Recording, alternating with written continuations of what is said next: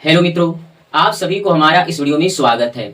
आज के इस वीडियो में हम सभी लोग अध्ययन करने जा रहे हैं गुरु नानक के जीवन परिचय के बारे में। जी हाँ, आज के इस वीडियो में हम सभी लोग गुरु नानक के जीवन परिचय के बारे में अध्ययन प्राप्त करने वाले हैं। तो आइए इसको समझते हैं। अगर मैं बात करूं कि गुरु नानक का जन्म, जी हाँ, गुरु नानक का जन्म 1469 ईस्वी में हुआ था।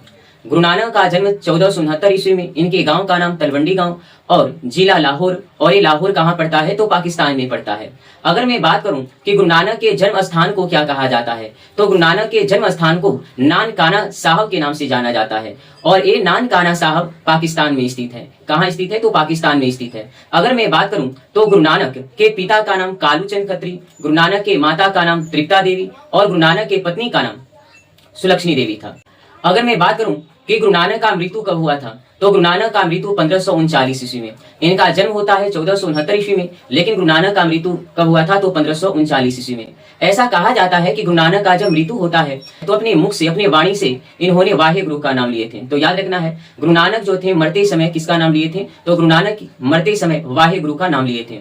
अगर मैं बात करूं तो सिख धर्म में कुल टोटल 10 गुरु हुए। जी हाँ, सिख धर्म में कुल टोटल 10। गुरु नानक सिख धर्म के प्रवर्तक थे। जी हाँ, गुरु नानक किस धर्म के प्रवर्तक थे तो गुरु नानक जो थे वो सिख धर्म के प्रवर्तक थे।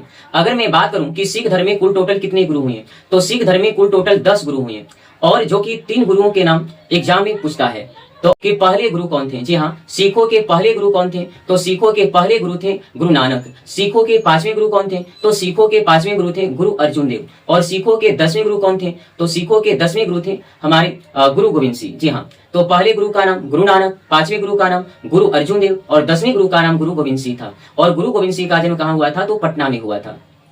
अगर मैं बात करूं कि गुरु नानक के समय कौन सा मुगल सम्राट आया था तो गुरु नानक के समय कौन सा मुगल सम्राट आया था तो बाबर। यानी जिस समय गुरु नानक थे उस समय एक मुगल शासक आया था और उस मुगल बादशाह का नाम था बाबर। तो हमें याद रखना है कि गुरु नानक की भेंट किससे हुई थी तो बाबर से हुई थी।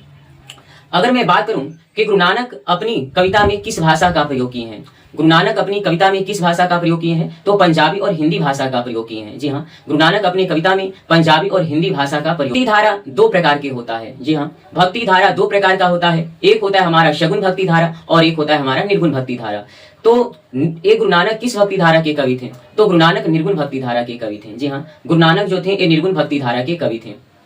ये जो गुरु नानक की विशेषता ये है कि हिंदू और मुसलमान दोनों के धार्मिक उपासना पर समान महत्व दिए। जी हाँ, ये किसी भी धर्म और किसी भी जाति में भेदभाव नहीं किए, अपितु हिंदू हो या मुसलमान सभी धर्मों को है ना वो समान महत्व दिए। करूं तो गुरु नानक कहाँ तक की यात्रा किए थे तो गुरु नानक मक्का मदीना तक की यात्रा किए थे।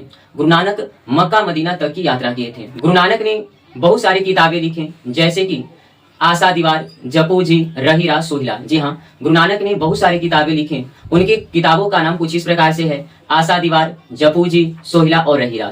तो इसको हमें याद रखना है, ये पूछता है। अगर मैं बात करूं कि गुरु नानक के मृत्यु हो जाने के पश्चात उनकी रचनाओं के संग्रह किसने किया था, गुरु नानक के मृत्यु हो जाने के पश्चात उनकी रचनाओं का संग्रह यानी इकट्ठा करने का प्रयास कौन किया था तो गुरु अर्जुन देव ने। जी हाँ, गुरु अर्जुन देव क्या करते हैं, उनकी रचनाओं को संग्रह करके, उनके रचनाओं के संग्रह करके और एक नाम देते हैं, और उसका नाम देते हैं गुरु ग्रंथ साहिब। और ये गुरु ग्रंथ साहिब का नाम दिए थे तो 1640 में। तो ये परीक्षा में आता है कि गुरु नानक के रचनाओं का संग्रह किसने किए थे तो गुरु अर्जुन देव ने किए थे, और ये कब किए थे तो 1640 में, और उसका नाम क्या देते हैं तो गुरु ग्रंथ साहिब। तो इस बात को हमें याद रखना।